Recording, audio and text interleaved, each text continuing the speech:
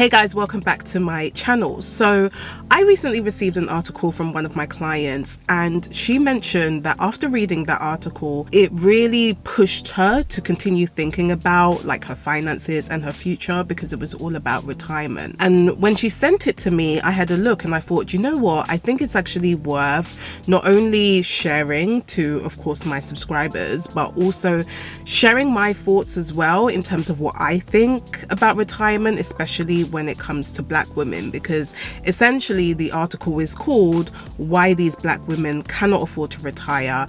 And of course, I am a Black woman, so this interested me a lot. So I thought I would actually read some of the article and then also talk about my thoughts about retirement and why I think this is such an important topic that we need to be discussing more. And I would also love to share some tips in terms of what I am doing to prepare for retirement and what you could potentially be doing as well to make sure that you're in a good position. So without further ado, let's have a look at the article and see what it says. So the article that was sent to me is from a website called Black Ballad, and so I'll be sure to link it in the description below if you also want to check the article out, because I probably won't read the whole entire article, but I do want to read some snippets. So the title is Why These Black Women Cannot Afford to Retire. Pension poverty means that Black women in their 60s and beyond are forced back into the workplace. Growing up, Cess had one main life goal: retire at 55 and spend the rest of her years gallivanting around various countries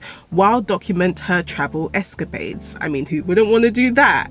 Now at 68, the idea of traveling for leisure sounds like a far-fetched dream. 2 years after retiring from the medical field where she worked as a nurse, she's been compelled to return to the workforce. She now works part-time as a certified nursing assistant and a medical writer to enable her to cover her personal expenses and finance her younger siblings' education. While I am lucky to have had a fruitful, albeit low-paying medical career where you can easily pick up part-time jobs regardless of age, I never imagined that I'd have to go back to work after retiring, said Cess, who's based in London. Honestly, being a CNA can be backbreaking work, especially because I'm not as energetic as I was in my 20s and 30s. The UK is currently witnessing a surge in the number of over 50s who are actively looking for a job or returning to the workforce. So I'm going to scroll down a little bit, and it says, in what has now been dubbed the Great Unretirement, the UK is currently witnessing a surge in the number of over 50s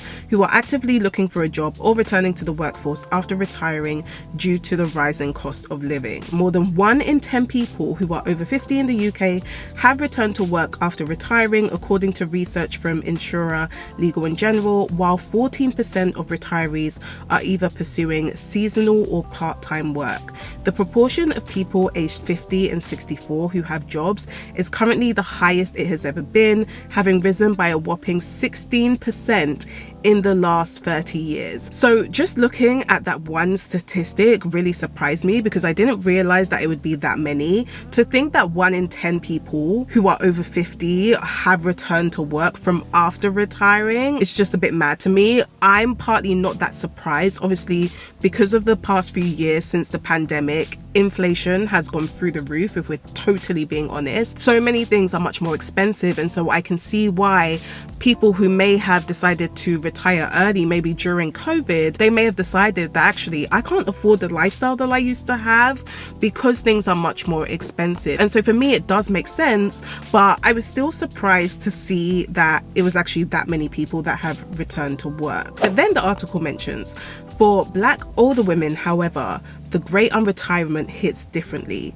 Multiple research has revealed that Black women are often the least prepared for retirement. In the UK, 53% of Black women have nothing saved for retirement, and like Cess, 2 out of every 3 Black women are worried that they will run out of money during retirement. Now, the first statistic shocked me a bit, but this one shocks me on another level. I'm not gonna lie, 53% of black women have nothing saved for retirement. In part, this worrying statistic has to do with the wage gap, which persists beyond working years, where black women have the lowest probabilities of being the top earners in the UK. They are also the most likely to be working in lower paying fields.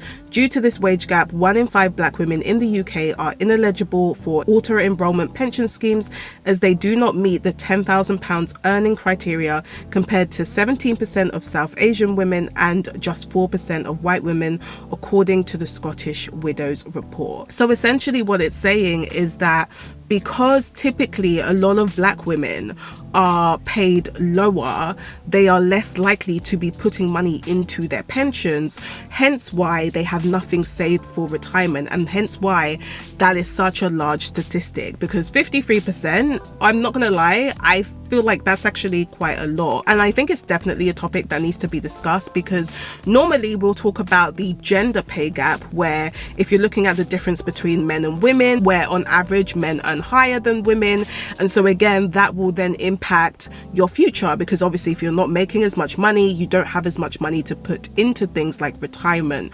Whereas what it seems like is that it's actually a lot worse when it comes to black women, because not only is there a pay gap, but also based on the work that they're potentially doing, they may not be making as much money to even be auto-enrolled into putting money into their pension. So as I mentioned, I will leave the article in the description if you do want to read the rest of it. But my initial thoughts is that, especially, you know, with older black women, because they had lower paying jobs, they of course aren't able to put as much money into their retirement, and so that's already a problem in itself. However, what I would say is that if you are of a younger generation, this is something that you really need to be thinking about, especially because, you know, millennials, Gen Zs, we have more access to things like education, better paying jobs, and so since we have that, we need to be taking advantage of that. We need to be thinking about our retirement, we need to be thinking about our financial future, because we don't want to get to a point where, you know, you feel like, okay, I'm at the age where I think I can retire and I want to be able to take time off, but you're just not able to do it because bills need to be paid. And that was one of the things that encouraged me to think about things like financial independence, where I really wanted to start investing early, because I did not want to get to that point. I did not want to get to a point where I'm working for decades and decades and decades and decades, and I'm having to rely on my one job to help me pay my bills. Because what happens if that job decides they're going to let me go? They have no loyalties to me. Like, if we're being honest, they don't have any loyalties to us. And so I really made it a mission for myself to then start financially educating myself so that I can start investing for my financial future. And I would definitely encourage you to do the same. So I'm really hoping, like, just me reading this article has encouraged you to start thinking about it, because I know it can feel like a long way away. You know, when you're thinking about retirement, you might be thinking, okay, that's like my mid-60s, I've got time.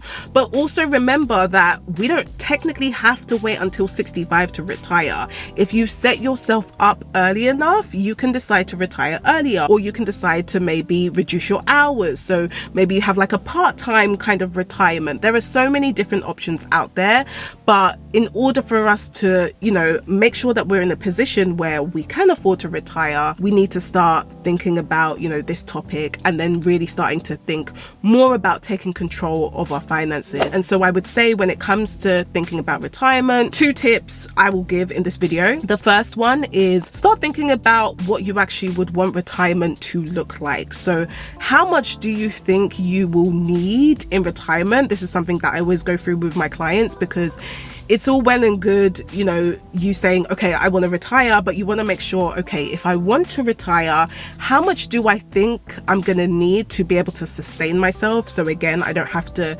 depend on the job, or I don't have to depend on, you know, the state, because let's be honest, will we have a government pension by the time we retire? Who knows? Who knows?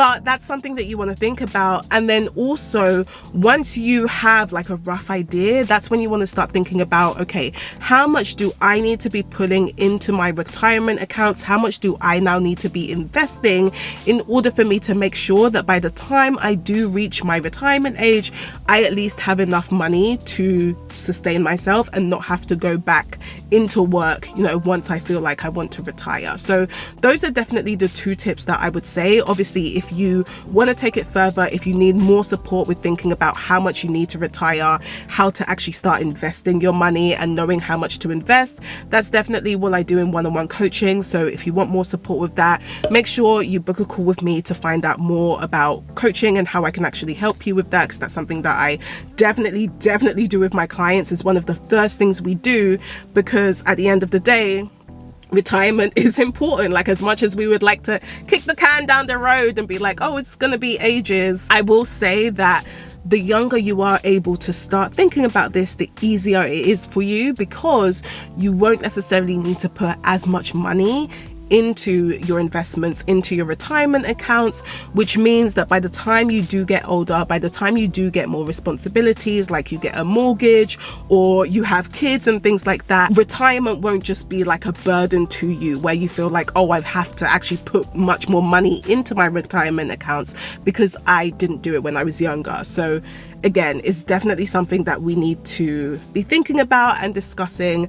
And I hope that this article has started to get you thinking about it if you hadn't been thinking about it already. But if you did like this video, then please do give me a thumbs up and let me know in the comments, are you surprised at these statistics, or is this something that you expected? Have you been thinking about retirement, or has it been something that you've maybe thought about a little bit but not really considered? Definitely let me know in the comments below. And if you did like this content, then make sure you do subscribe to my channel, because I have so many videos on financial education and also investing if you do want to start thinking about retirement.